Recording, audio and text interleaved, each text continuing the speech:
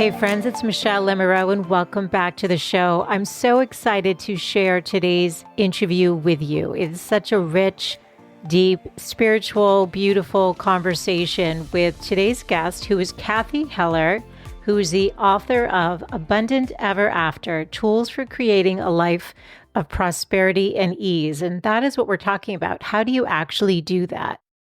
Cathy is a transformational coach, a spiritual guide, meditation teacher, and inspirational speaker dedicated to helping individuals find ease, joy, and fulfillment in their lives. As the host of the Abundant Ever After podcast and author of the empowering book, Don't Keep Your Day Job, How to Turn Your Passion into Your Career, Cathy inspires her audience to pursue their dreams and live authentically. Through her work, she has helped transform the lives of hundreds of thousands through her teachings. And in this conversation, I guarantee you're going to walk away with so many tangible things you can put into place today. All the show notes are over at thegoodlifecoach.com or on your podcast player. And I'd love to invite you to be a part of my newsletter community, which you can sign up for right on your phone. All the resources listed, including Cathy's book, will be right there. So on that note, friends, let's dive right in. I know you're going to love today's interview. Here we go.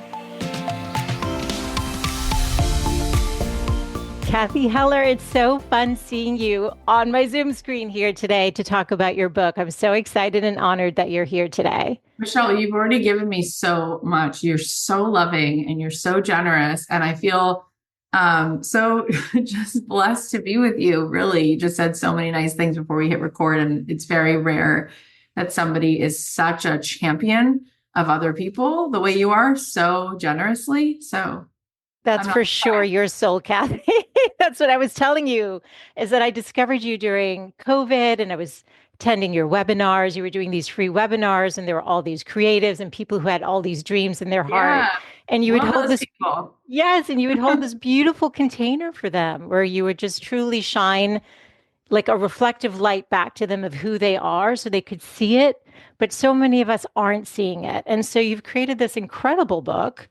I absolutely loved it. So just so you know, I read your first one and bought it because I love you. And Abundant Ever After, Tools for Creating a Life of Prosperity and Ease. And what struck me about it, and I know it's your podcast name, but Ever After has this like playful but magical kind of like invitation, which I love. But then you have like tools for creating a life of prosperity and ease. And I thought, gosh, nobody uses the word ease. Gosh, what a beautiful invitation, just literally with this title. I love that you got it. You like nailed it. Yeah. I wanted there to be this playful sort of like fairy tale, like. Yes, that's the word, fairy tale. Yeah. Like through the looking glass, like you could actually have a life that really is just so magnificent. And I very carefully chose that word ease because I believe, and I have really good evidence to back this up, but I believe that we are so committed to the idea that things have to be hard that we cannot let go of that story. Yeah. And so we make things so complicated and so hard for ourselves when really the only things that you could look back in your life that have actually worked, they've worked because there was synchronicity. Like you didn't put pen to paper to figure out where you needed to be on what night so you could meet your husband. That was synchronicity. That's the most important thing that's happened. You didn't figure out pen to paper, which child God would give you. Like that's a gift. That's called grace, right? And where you are at the right place in the right time, it turns out you were always at the right place at the right time. The trick is knowing you're in it. And then the trick is uncovering the abundance within you, because that is what unlocks the abundance all around you. You are the wizard. There is no Wizard of Oz. That's why that story is so cliche. It's in you, it lives in you. You are the mystic. And when you tap into the genius, which is the loving, creative, compassionate, peaceful heart that you have, you become a walking lightning rod. And then it is easy. From that place, it is a blessing. There's nothing in nature that's rushing. There's nothing in nature that's trying to figure it all out because the ecosystem provides for everything so well. It does that for us too. It didn't forget us. And when we are just doing our job, which is to find a resting heartbeat, to find wellness, to find equanimity, life is amazing. Wow. It's only not amazing when we're in constant resistance, constant striving, constant struggle, constant trying to find something outside of us to finally make ourselves feel whole. That's when it feels like a lot of work. Yeah. And I think, unfortunately, so many of us, though, are stuck in the hard space. We're not in ease. And just like I was saying to you when I found you through the webinars you were doing, through your podcast and all that stuff, you are constantly walking your talk. You're in that space and you're flowing out. Like it's so effortless. It's ease, right? Because you've lived it, but that hasn't always been your experience. So I was curious, I don't know. what, yes. So what made you write this book now? And like, who do you hope it will reach? Yeah, I mean, I heard someone say once that every book that's ever written, we write it for our mothers. And Oh, I think that's so interesting, because so often the purpose we wind up finding in our life comes from our pain. And we turn our pain into wisdom. yes. And when I was growing up, my parents were just flat out miserable. My dad had tremendous, anxiety and anger, and my Mm, mom suffered from terrible depression and tried to commit suicide multiple times. Like yeah. living in a house like that is horrendous. And eventually my parents broke up. My dad got married multiple times. My mom never remarried. She never Mm, left the house again. She sat in the dark watching the news and didn't leave the house and got sicker and sicker and sicker because that's what happens when you don't have any life force coming through you. You just sit there and then you get migraines and headaches and dizzy spell. I mean, she just has been consumed with that. wow. So as a child, that was the whole universe, my living room. And I had a feeling that something wasn't right. I was like, you know what? No, we didn't come to this world to grow up to be such unhappy adults. Like something's off. And so I started to peel back the layers of like, what is it that led these two people to be this unhappy? And then there were several things that I uncovered on that journey. One of them was that my mom had tremendous talent and had decided to give up on her dreams because she thought that's the only choice that was possible. It was either live out your dreams or be a mother.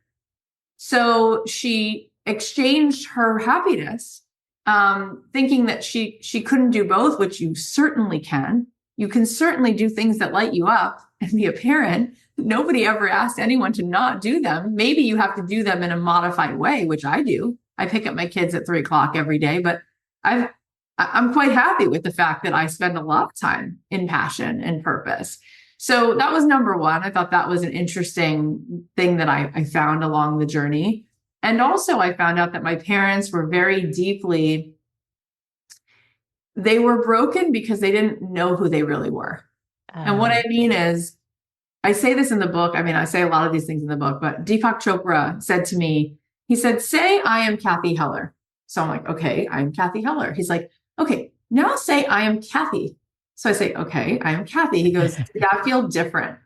I said, you know what? It does feel different. He's like, yeah, because the Kathy is a little lighter, right? Because you're not carrying the heaviness of like the family, right? I'm like, mm. yeah. He goes, now try this. Just say, I am. And I just started to cry. Oh, He goes, because there you are. You're so mm. much bigger than your name. You're so much bigger than your story. You're so much bigger than this little ego identity. You are a part of the great I am. You are a part of the divine. Okay, so that I realized when my mom was suicidal, it was her ego that she wanted to kill off. Oh, Not, wow. right? And so Wow. when I Yes. wound up like going through the journey, I was like, I wanted to write this book and I wanted to do those classes that you saw me do because, and it was so nice when you just said you were such the real thing. Well, I do think it's the real thing because I come from a place where I don't want people to be unhappy for no Yeah. reason. And I Yeah. want people to see a mirror of who they really are, which is their soul. And then they all of a sudden feel released, like they get to escape the mind. There's no answers in the mind, by the way. All the answers are in the heart. They Mm. get to escape this limiting little fear-based thing called your brain Yeah. to Yeah. wisdom, which comes from actually the prefrontal cortex. It comes from your heart, comes from your soul. All of a sudden, you start to tap in, the radio turns on, and life feels amazing. And so, yeah, that's where it comes from. So beautiful. I want to unpack a couple of things. So, one of the reasons I started this podcast, you said the books are like a love letter to the mother. This podcast was sort of a love letter to my mom and sort of the lineage. I could have seen her do so many things and be so successful. She was the stay-at-home mom because part of it was cultural and, the time that they got married, right? It was just the way you do it. So, I didn't have modeling for that. And it's not my place to say what her path should be, but because love her so much and saw so much like potential, I realized that when I became a mom, I put my career self, which was a huge part of me, on hold for a decade. And when I launched the podcast, it was an invitation just for me and any woman listening to not be 85 or whatever and looking back and having all that regret, like, oh gosh, I really lived for everyone else. And that was my one shot. And oh well. So I love what you said about not wanting to have, how your mom put your life on hold. And it doesn't have to be like that. But No, so many of us haven't had that modeled or don't really know how to sort of do it. really. But part of that, I think, is what you're talking about too, with just like what abundance is. And maybe if we're reframing how we look at it, we bring Yeah. more of ourselves back in. So can you talk to us about Yeah. abundance? I was on Good Day LA yesterday and they're like, why did you write this partly to women? And I said, because this book is a love letter to my grandmother, my mother, my sister. And then it turns out, you were so nice to comment, I have 3 daughters, right? So there's a lot of women in my life, right? And I can see how, by and large, women do not give themselves permission to receive. Right. It is like this uncanny, it's literally uncanny. It's like myself included, I've had to Yes. work around this. We think it's our job to make sure else is okay. We are totally depleted most of the time. Yes. And we don't have the audacity to be nourished. Oh. And it's like, come the F on. Like, honestly, 'cause I feel like now that I have the mother that I have as one experience, Yes. I want so much for her to thrive all the time, right? Yes. Working to try to help her to do that. But then I have 3 little girls. I'm like, no, no, no, no, no. On their behalf, I have to take a bath. On their behalf, I have to go to the spa. And they know on the weekend, every weekend, I have a spa day. I either get a massage and a facial or just a massage, or I get my nails done. Nice. And I have to do that or else they won't do that. Right? I have to Yes. do that. So too, I think what's happened is, we live in a really interesting time because you and I were around the same age and we just said our mothers, which is only one generation before us, they didn't have these opportunities. That's My right. mom is 77. She was graduating high school before women's lib. So you and I are in the first generation that's Totally. finally been told, do it all, Yeah. except Self-actualize.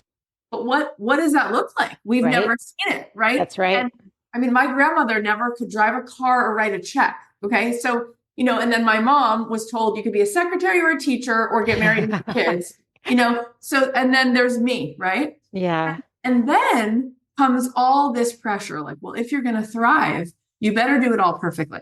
So if you're going to have a child, you need to be mindful and conscious parenting. And if you're going to have a job, you need to be amazing and this and that.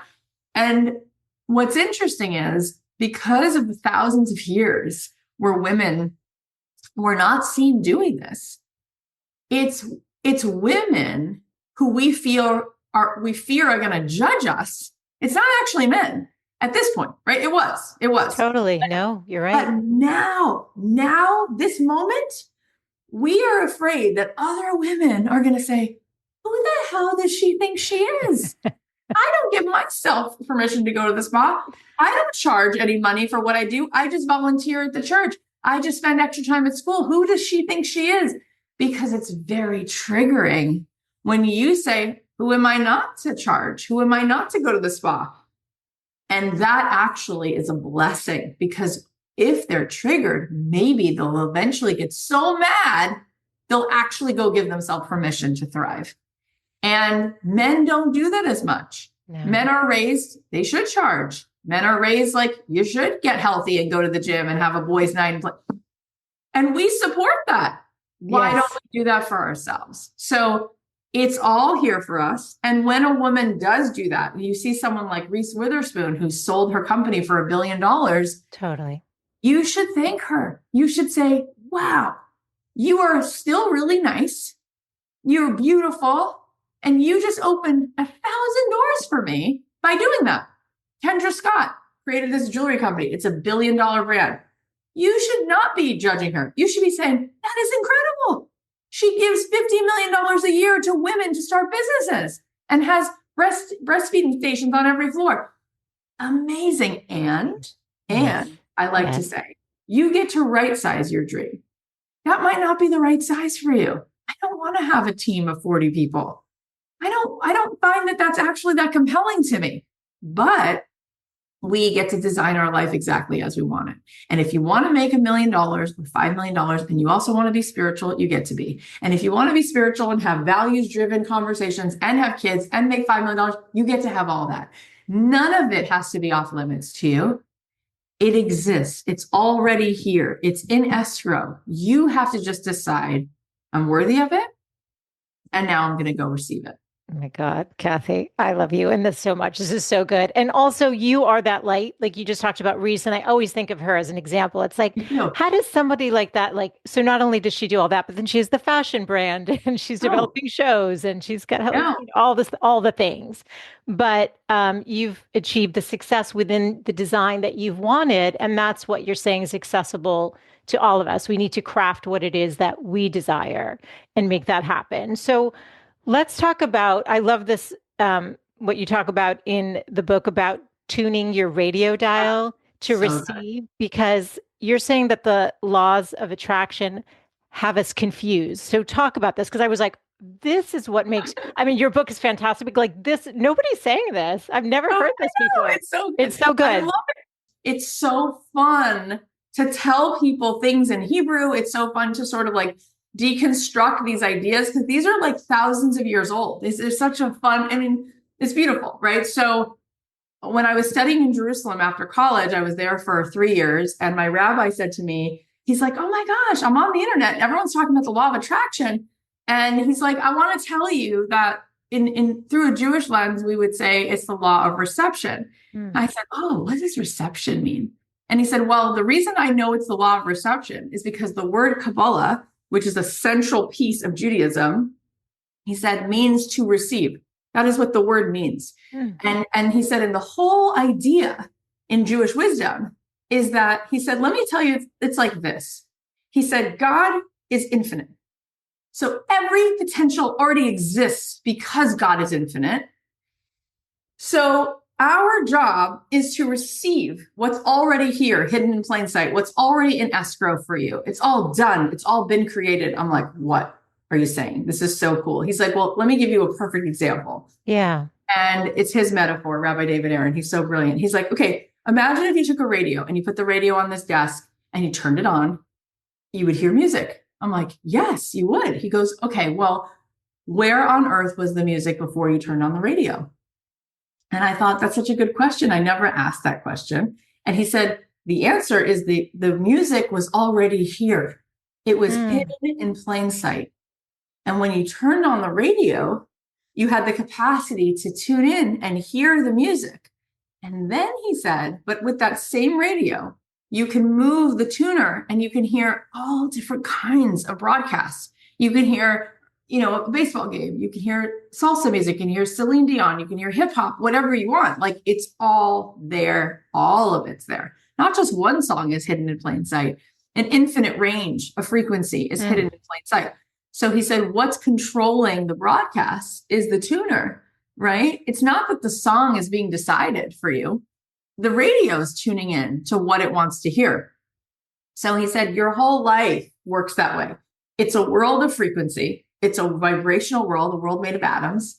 Yes. And our capacity, when we tune in to the love inside ourselves, the music of our life turns on. When we tune into our spiritual power, the creativity turns on. People say, I just got an idea for a book. Where did it come from? It was hidden in plain sight. Where did it come from? Well, you tuned into it. I just got an idea for a song. I just got an idea for a business. I'm going on this trip. Where the heck did it come from? when you tap into your frequency, when you turn it on, when you turn it up, all of this starts to be present in your life, and it was always already there. Okay, so let's talk about path and purpose. So your mom wanted to be on Broadway. There was the singing in her reality. She didn't Yeah. pursue that. But you have a beautiful voice and you did pursue music as a career. So I think, we have a sense of like maybe what our gifts are, what calls to us, what lights us up, what makes us feel depleted. But oftentimes we're like not sure how to like even take that first step towards what's calling and explore it. So talk to us about using maybe your life as an example of like how somebody gets on path and I'll just add this piece because I love getting into this stuff. But do you think, I mean, we all have gifts. Do you think we have a specific gift or like a gift that we then has like a myriad of applications that we could take it with? Yes, I think that that's true. I think that we all have multiple gifts. I think there are people who are good at linguistics, but they're also good at cooking and they're also good at parenting. I think we all have multiple gifts. However, I think Yes. there typically is one particular thing that's like your genius zone. You've just been given it, right? Like Michael Yes. Jordan on the court Yes. playing basketball is just like larger than life. And Michelangelo with a paintbrush is just something that the world never saw, right? Yes. Before. So I think that there is that.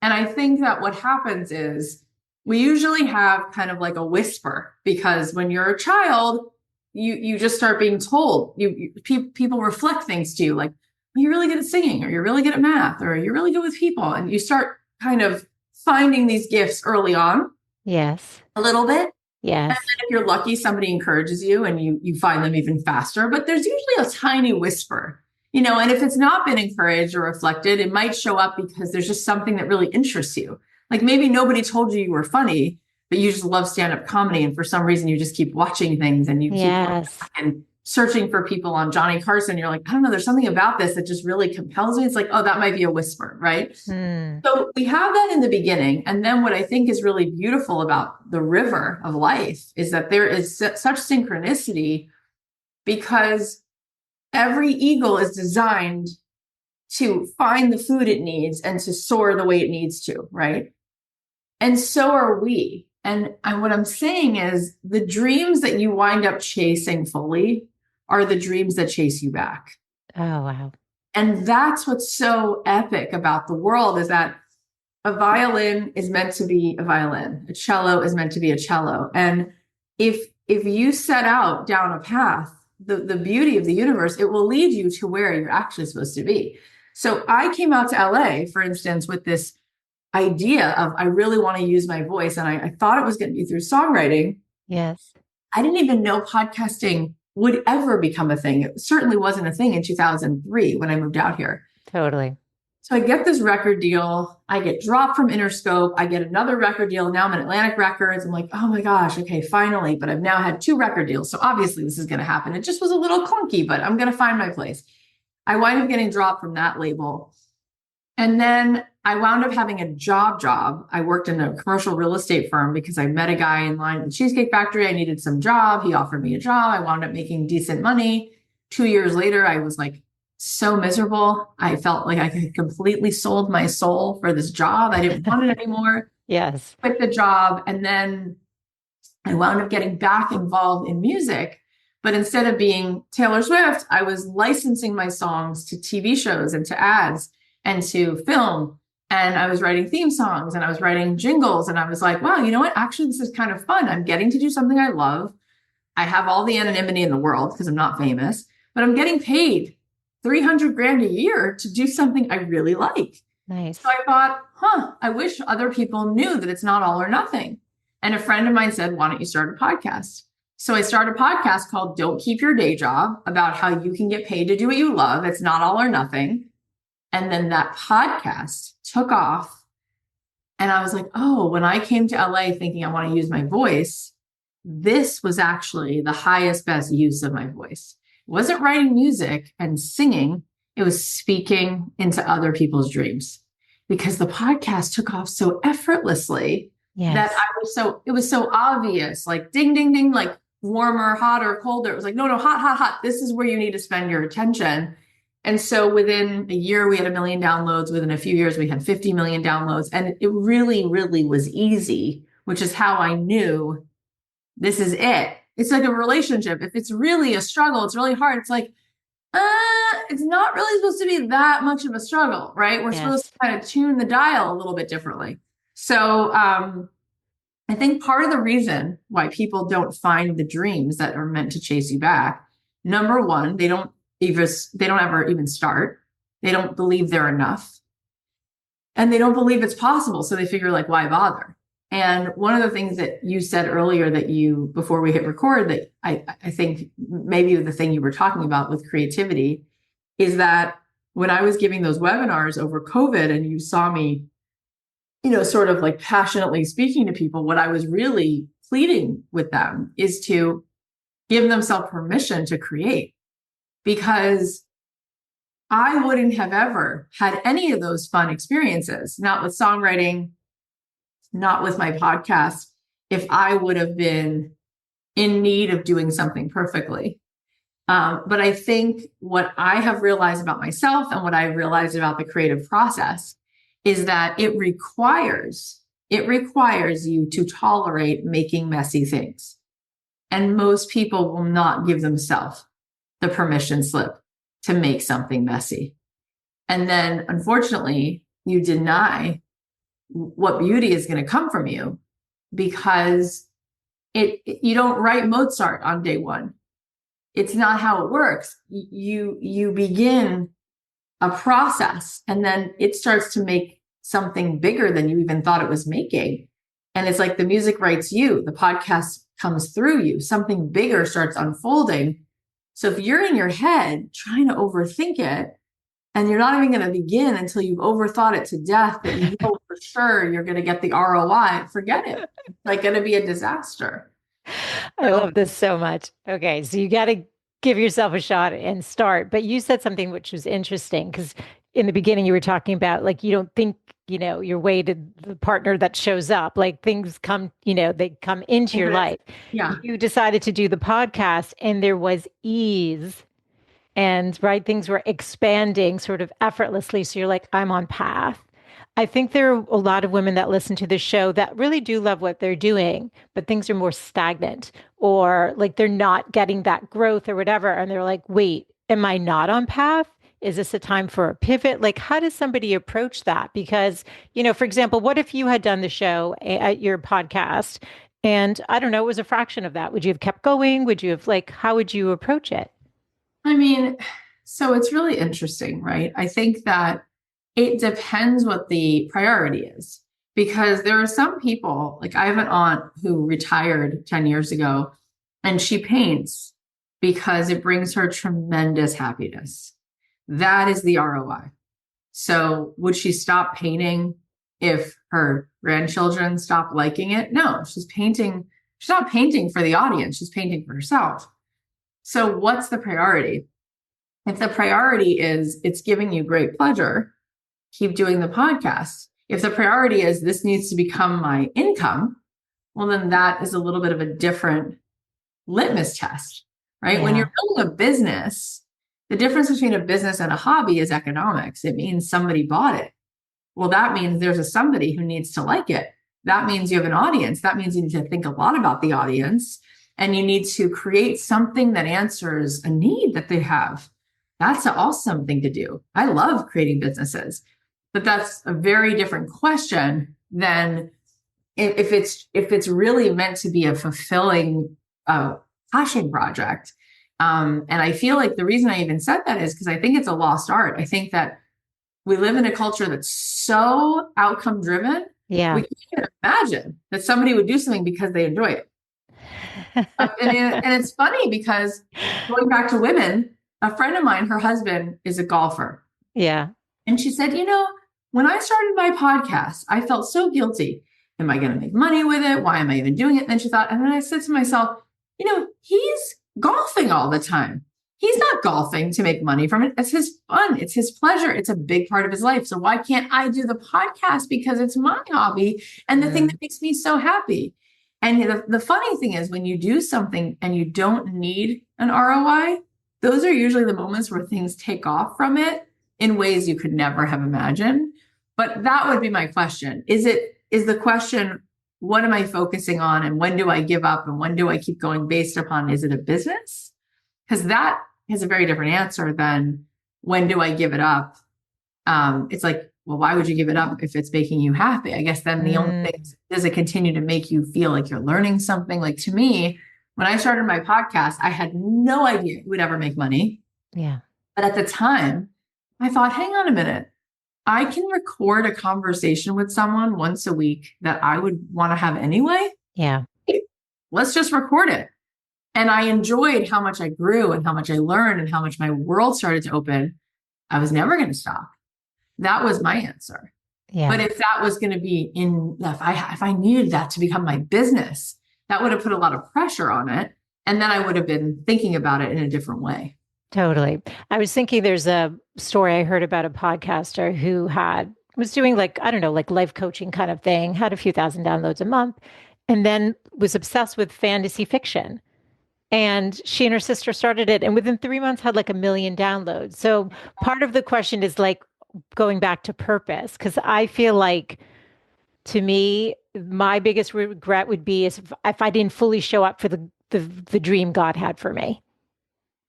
That to me would be like, oh shoot, okay, we're going to do this again in a different incarnation and like hope I get it right next time.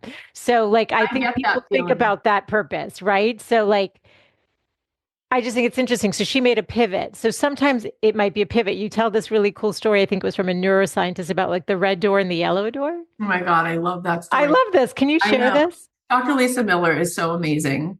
She is a professor at Columbia. She's been there like 3 decades. She studies what the mind and body looks like when we have a spiritual world.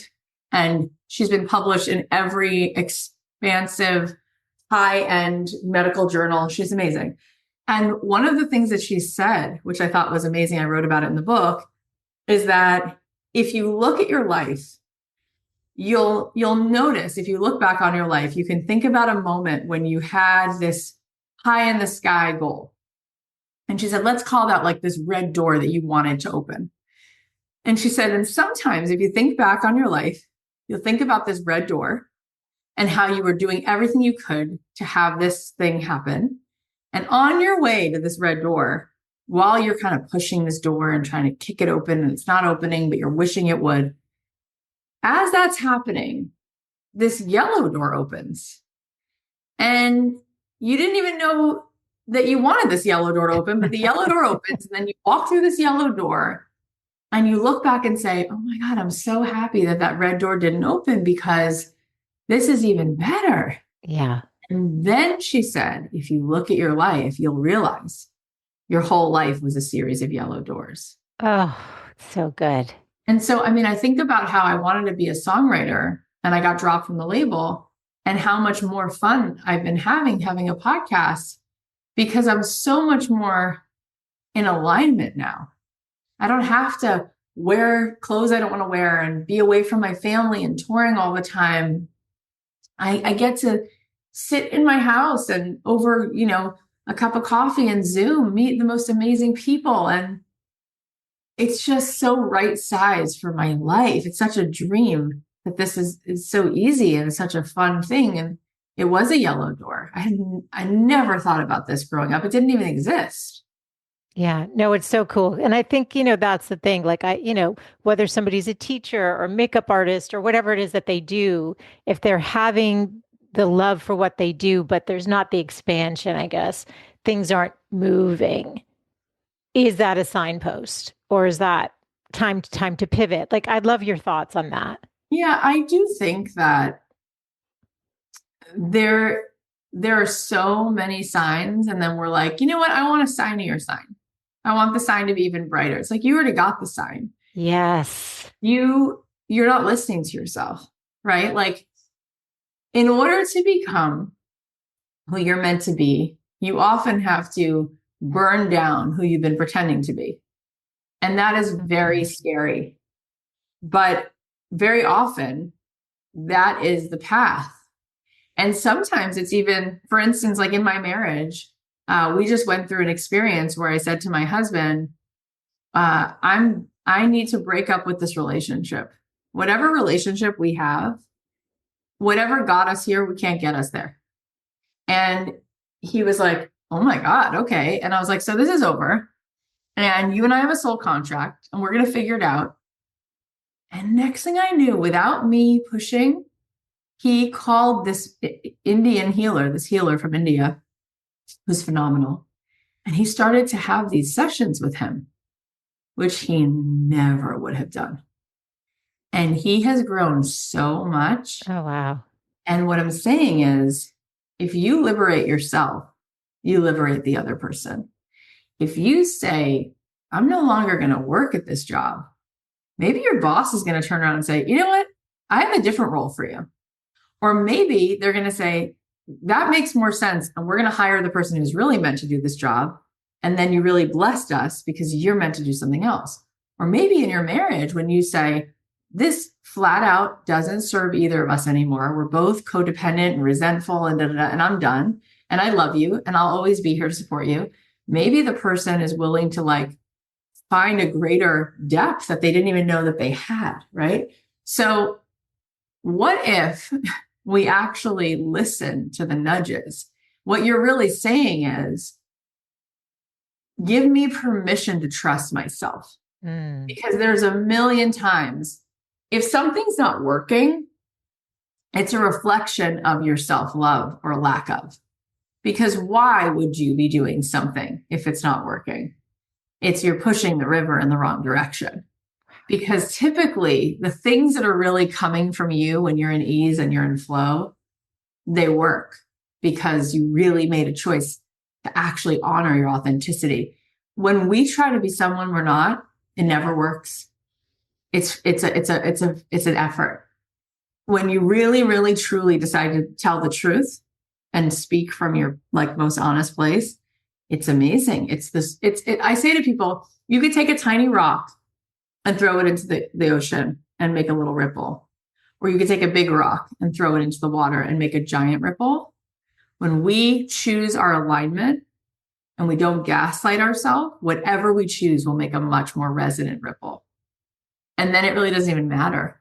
It matters that whatever we chose with that intention, because intention creates the effect, not cause. It's not cause and effect, it's that intention. When you come from such a place of purpose and alignment, it'll just move things in such a way. That is so beautiful. And it's so resonant. Like when you say that, it makes so much sense. It's like, that's your purpose. Love yourself enough to be who you are and let the rest there's your ease. Exactly. I mean, the truth is that we're sitting on so much purpose that we miss it.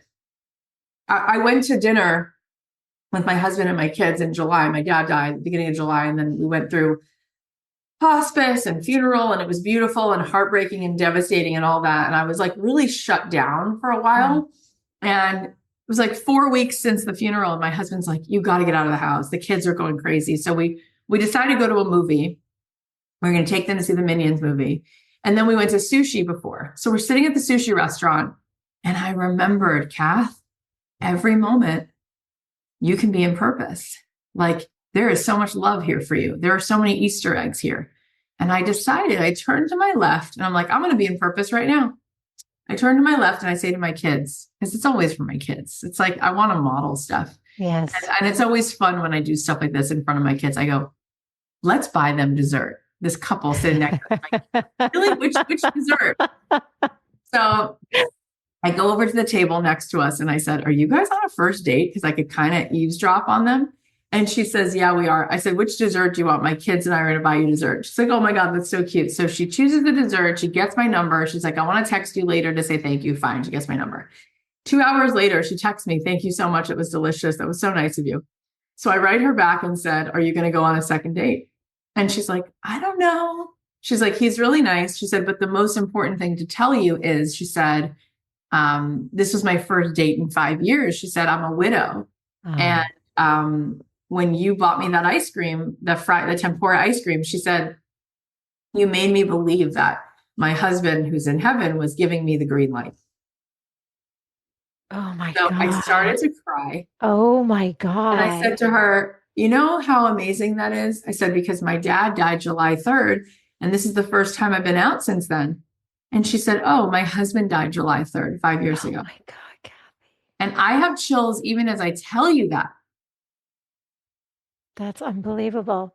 And, I, Wow. What a beautiful story. Thank you. it's just like Wow. the purpose that we seek is in being the most loving version of ourselves. Wow.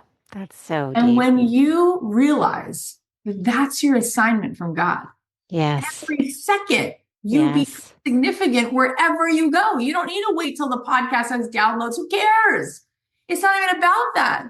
It's about feeling like you're tapped into something so magnificent that your gardener feels better when he comes to your house. He doesn't even know why, but you run to give him that cold soda because you want that Totally. moment. And Totally. it's not, people say, oh, it's just so Pollyanna. No, it's not. It's actually, you know who's the recipient of that kindness? Me. Because when I did that for her, I felt the love. It was a gift to myself. Totally. So why would we deny giving that love to other people when Oh we my can do it God. all day long? 100%. And so then I think, everybody says, I want to change the world. And I'm like, what if you're not meant to change the whole world, but you're meant to change the whole world for one person every day? Because one person is a world. She's a whole world, that person who I've never seen again. She's a whole world.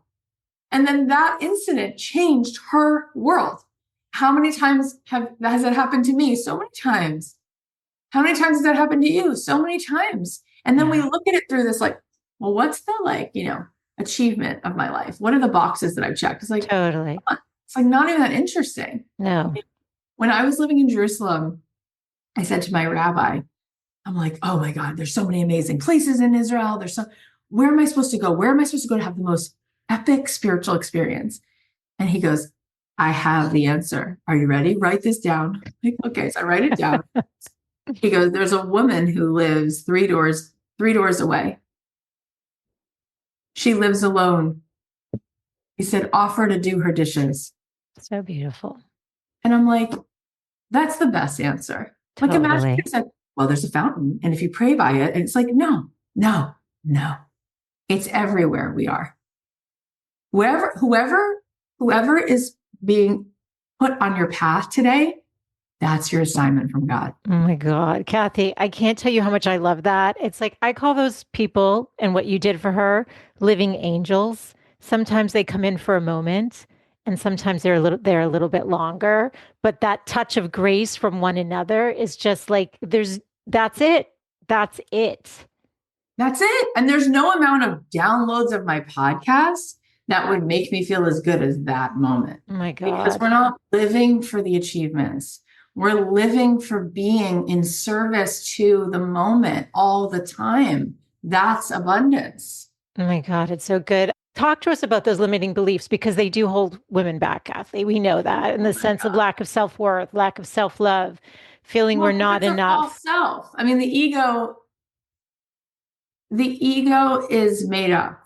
Okay. The part of the brain that's like, you're not this, you're not that. I mean, if you let go of that, right, your ego has to die. If you make peace with your soul, your ego has to die. It doesn't want to die. So it wants to hold on to you and say, no, let me convince you. Yeah. Right. And Yeah. why is the ego telling you you're not this, you're not that? Because fear wants to control things. The most scary people in the world are terrified. And what they do is they try to control everything because they're afraid. Okay. The opposite of fear is not actually certainty and control. It's infinite possibility. It's beautiful. Your soul lives in the infinite possibility because it's a piece of God. Of course. The ego is afraid to let go. It wants certainty. So it tells you, don't do this, don't do this. It's not certain. It's not certain. It's scary. It's dangerous. No. There's nothing safe anyway about certainty. The only safety is in the surrender, right? Because It's like Gay Hendricks said to me so beautifully. He said, a pilot, the plane at this point, the instruments know they fly themselves. Okay, planes fly themselves. He said the only thing the pilot has to do is watch the drift from the flight path. He said the real thing the pilot has to do is take off and landing. The rest of the time, it just watches the drift and puts it back on the flight path. Yeah. God takes care of takeoff and landing. God knows when we're going to be born and when we won't be here anymore. That's right. Our job in the in between is to watch the drift and come back into our soul's alignment. That's it. We're not in control of anything. So the mind wants so much to try to protect you that it's like, don't do this, you'll be vulnerable. Don't try this. Oh my God, what will people think? Oh my gosh, well, this won't work out. Why even bother? It's constantly only going to give you a green light if there's certainty. The soul says, I don't want certainty. I want infinite possibility. What magic could I uncover if I let go of needing to be sure, but I just step out on faith? That's what the soul wants. Oh my God, you're so good. Okay, since we're coming to the end, I have just a couple more things that I want to make sure we tackle. I noticed you dedicated both your books to your girls.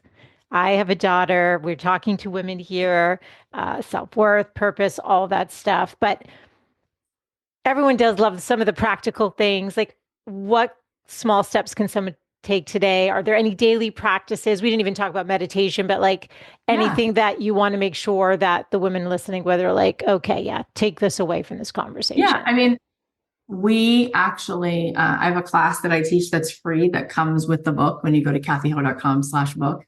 And it's a quick, easy guide to meditate in like 3 minutes.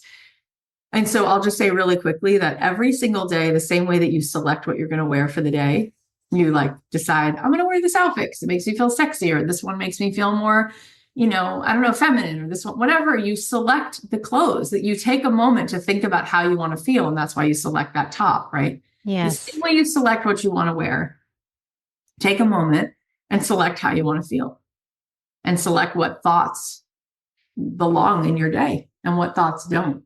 And so you could take one whole minute and close your eyes and say, how do I want to feel today?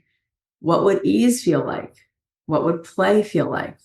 What would love look like?